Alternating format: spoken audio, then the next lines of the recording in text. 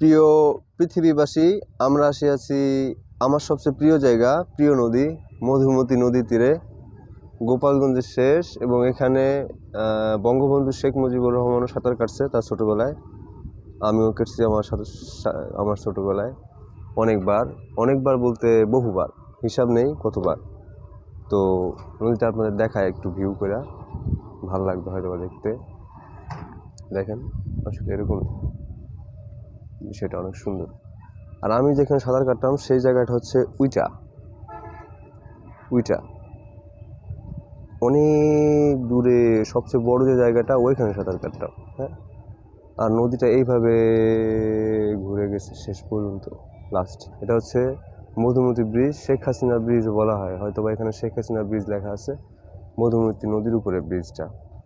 তো এই জায়গাটা আমার অনেক প্রিয় এবং এখানে আমি